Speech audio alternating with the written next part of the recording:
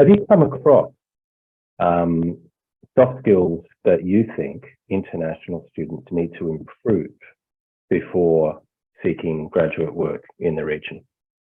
Look, I wouldn't say that it's limited to international students. I mean, as you've rightly pointed out there, it's really across the board that the soft skill element is becoming important, because businesses are about building culture and building sustainable business models around retaining people.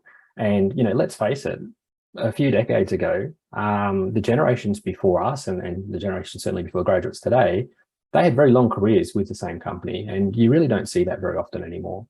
And employers are really looking for people that may be able to do that they may have the interest to do it.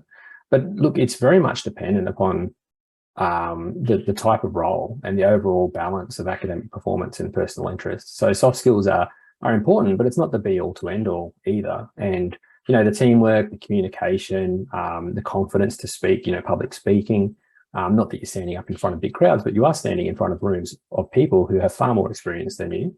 And you need to be able to get your point across and be able to stand behind those opinions quite firmly at different times as well. I'd say in terms of acquiring skills, because it is so diverse, people tend to get lost in, I'm no good at public speaking. How will I go and do that? And there's definitely outlets to do that. But I would say, as a generic sort of a way to tackle the soft skill requirement, which won't be listed in the advertisement and you probably won't know about until you get to the interview.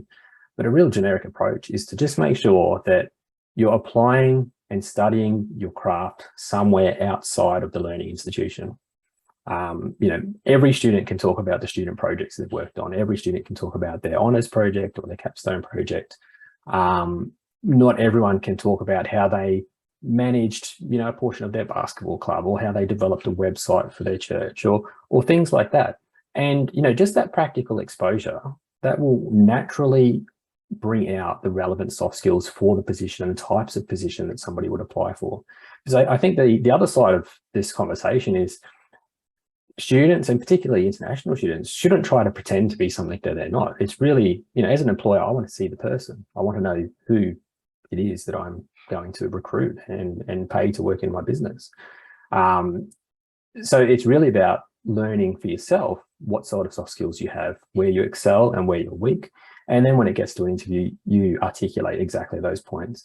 No employer will, criticize you for saying and being very open and honest and saying, look, I'm not great in front of, large groups of people, but I'm an amazing writer. So they're very different skill sets. And whilst I may have been thinking, I really need this person to be my media front person, if you come in and tell me, hey, I have amazing writing skills, then that starts me thinking about, well, how else might I use this person? Because they have a strength that is really standing them apart from their peers.